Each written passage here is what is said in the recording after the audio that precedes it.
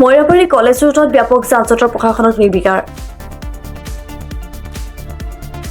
মৰিগাঁও জিলাৰ বাণিজ্যিক চহৰ মইৰাবাৰী ব্যাপক যান-জঁটৰ সমস্যা সাধাৰণতা বিপাঙত পেলাইছে। মইৰাবাৰী কলেজ ৰোডৰ মৰিগাঁও সদৰলৈ যোৱা পথটোত অবৈধ বাছ স্থান থকাৰ বাবে যান-জঁট ব্যাপক হাৰত বৃদ্ধি পাইছে।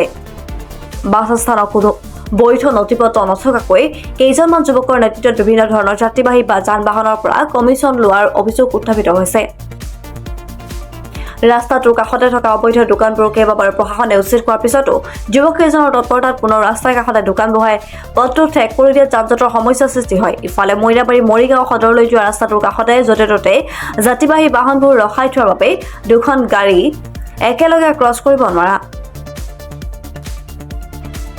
এই ৰোডটোতে দুখনকৈ কলেজ, 4খন হাইস্কুল, চিকিৎসালয়, ফায়াৰ ব্ৰিগেডৰ কাৰ্যালয়ৰ পৰা আদি কৰি বিভিন্ন বাণিজ্যিক মল থকাৰ বাবে পথটো অতিকৈ ব্যস্ত হৈ থাকে।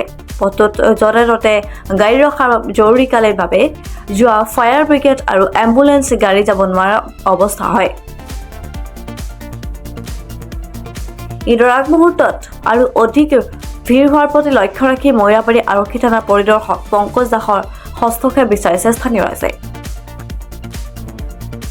দাবী জনাওঁ যে আমাৰ মইৰাবাৰীৰ পৰা একদম প্ৰায় এই পাঠিকগুৰি আমাৰ যিটো আছে স্থান বা সত্ৰ আছে, এইখিনিৰ পৰা একদম দুয়ো পিনে অটো, টমটম আৰু এইবিলাক বেটাৰী কিবা চাৰ্জৰ গাড়ী এইবিলাক একদম আমাৰ গোটেই মইৰাবাৰী বজাৰত একদম জাম কৰি ৰাখে।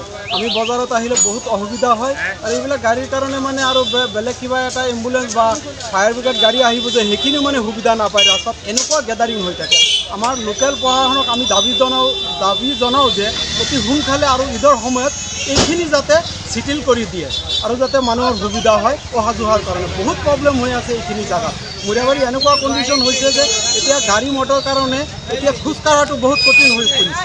আমি প্ৰশাসনক দাবী জনাওঁ যে এইখিনি সোনকালে এইখিনি আমি এইটোৱে মইৰাবাৰী থানাৰ অচিক আমি জনাওঁ যে দাবী কৰোঁ আৰু মৰিগাঁও প্ৰশাসনক আমি দাবী জনাওঁ যে অতি সোনকালে আমাৰ মইৰাবাৰী যি টমটম অটো ৰিক্সাই যিখিনি গেডাৰিং কৰি আছে এইখিনি যাতে সোনকালে চেটেল হয় আমি দাবী জনাওঁ।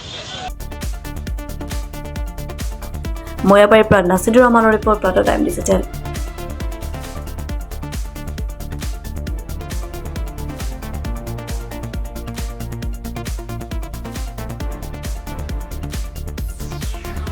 অসমৰ সংবাদ জগতখনৰ বাবে এক সুখৰ খবৰ। আপোচবিহীন ৰাইজৰ কণ্ঠ সাপ্তাহিক কবচ পুনৰ এবাৰ অসমৰ ৰাইজৰ মাজলৈ। স্বত্বাধিকাৰী প্ৰণীতা কলিতাৰ দ্বাৰা প্ৰকাশিত আৰু আপোচবিহীন একাংশ নপুৰণি অভিজ্ঞতাপুষ্ট সাংবাদিকৰ দ্বাৰা প্ৰচাৰিত তথা eco printing press, Guwahati, Katabari গড়চুকত মুদ্ৰিত সাপ্তাহিক কবচ এতিয়া অসমৰ বিভিন্ন প্ৰান্তত উপলব্ধ। আমাৰ ঠিকনা মুখ্য কাৰ্যালয় অসম ফৰেষ্ট স্কুল, হৰি মন্দিৰ পথ, গুৱাহাটী আৰু উপ কাৰ্যালয় Kalita market, Bijoynagar, Kamrup, Assam. Mobile number হৈছে 9435114666 70024722813। আমাৰ ইমেইল ID হৈছে kobos2025@gmail.com।